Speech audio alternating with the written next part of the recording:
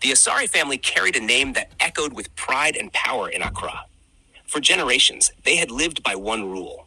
No one could marry into their bloodline unless they were already a professor with a PhD. It was a tradition carved in stone, older than memory, stronger than love.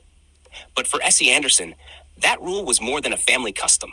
It was the wall that stood between her and Kwame Asare, the man who had held her heart since childhood, the man who also happened to be her brother Kofi's closest friend.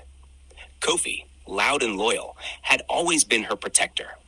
His laughter filled the Anderson home, his arm often around Kwame's shoulder, their bond unshakable. To Esi, that bond was a prison of its own. How could she confess her feelings for Kwame when her brother adored him like family?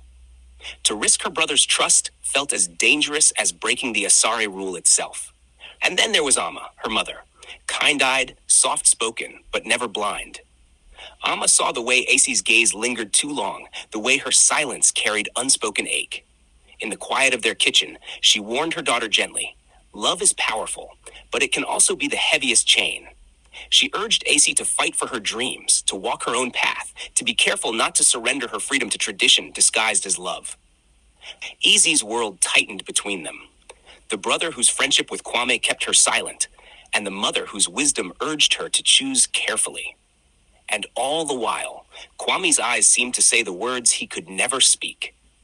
This is the story of love that bloomed in silence, of tradition that demanded obedience, and of the family voices that shaped a young woman's choice between her heart and her destiny.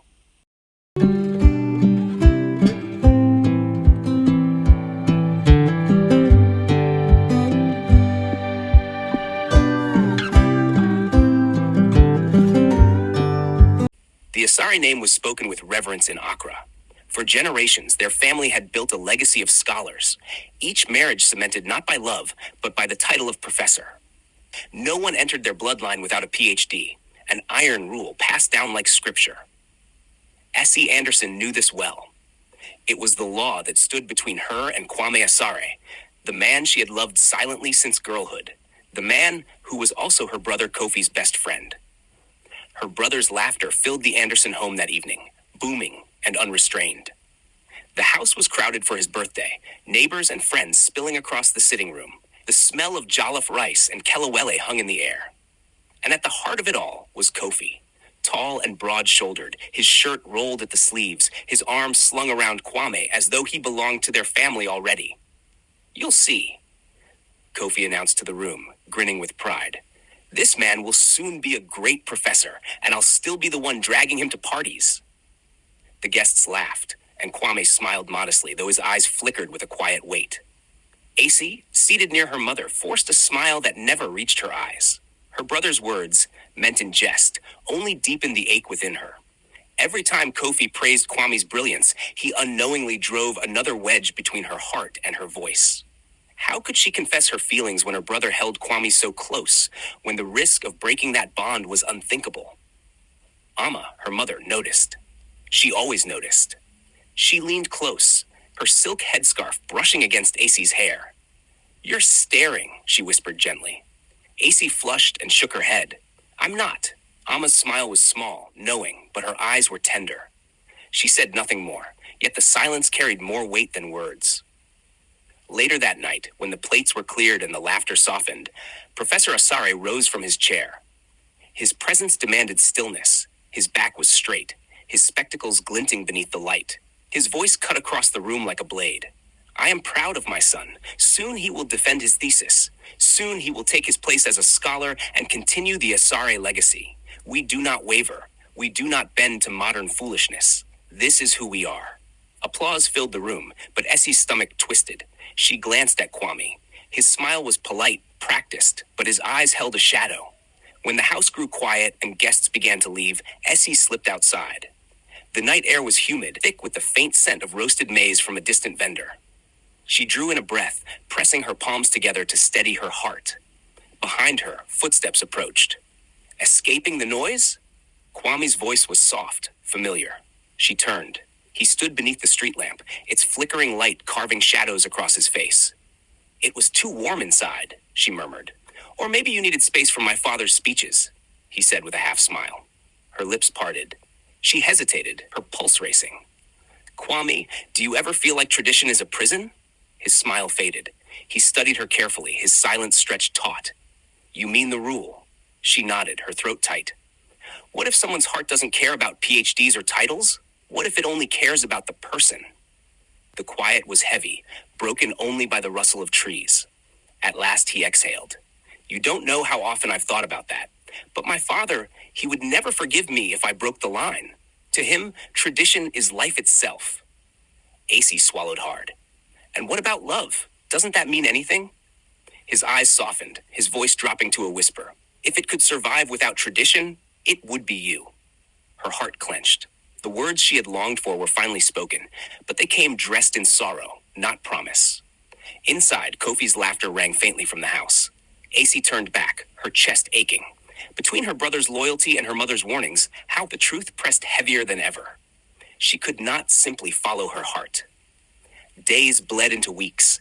Esi busied herself with studies and volunteer work, her fire for activism burning brighter with every rally and gathering. One afternoon, she stood before a small crowd at the university gates, her voice fierce as she spoke of women's rights. Her words were sharp, her passion undeniable. From the corner of her eye, she saw him, Kwame, standing at the edge of the crowd, his face unreadable. When the speech ended, he came to her. You speak with fire, he said quietly. It's what I believe in, she answered, brushing a curl from her face. If we don't fight for those without a voice, what's the point of our education? My father would call it reckless, he murmured. He thinks the world changes only in lecture halls. Sometimes the streets speak louder than the halls, she replied, her eyes holding his. He opened his mouth, then closed it, the words lost. His hand twitched as though it ached to reach for her, but he turned away.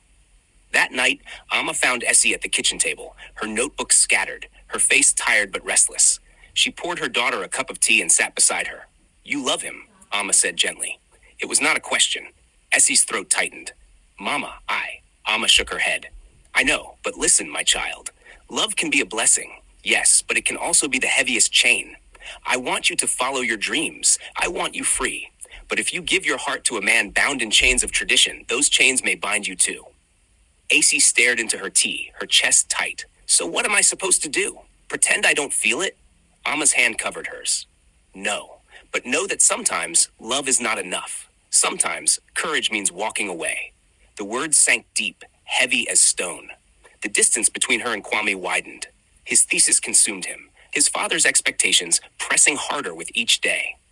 When they walked together beneath the street lamps one evening, she finally broke the silence. Why are you pulling away from me? He stopped, his breath visible in the cool night. Because if I don't, Esi, I'll want what I can't have. But what if you could have it? What if you chose differently? His voice cracked. You think it's that easy? My family made me who I am. To defy them would be betrayal. And what about me? Her whisper broke. Am I nothing compared to a tradition that doesn't care who you love? His eyes shone with anguish. You are everything, and that is the problem. Her tears fell. She turned from him, walking back into the darkness. Behind her, he did not follow. The day of his defense came, and with it, triumph. Dr. Kwame Asare. Applause thundered through the hall as his father beamed with pride. Kwame bowed his head, but his eyes searched the crowd. She was not there. Esi was at the airport, passport in hand. A fellowship had arrived, an opportunity to fight for human rights abroad. Her dreams, the ones her mother had nurtured, were finally within reach.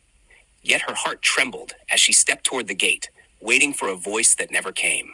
She boarded the plane alone. Years passed. Esi's name appeared in newspapers, her speeches broadcast across continents. She was the face of change, her voice carrying hope to the voiceless. Yet in quiet hotel rooms, she sometimes closed her eyes and remembered the boy under the street lamp, whispering that she was everything. Kwame became a professor, his lectures filling halls, his books praised by scholars. To the world, he was the perfect heir of the Asare legacy. But at night, when his office was silent, he often stared at the empty chair across from him and imagined it filled with her laughter. They had both built futures. She by freedom, he by duty. And though their paths never crossed again, they carried the scars of choices shaped not only by love and tradition, but by the voices of those closest to them.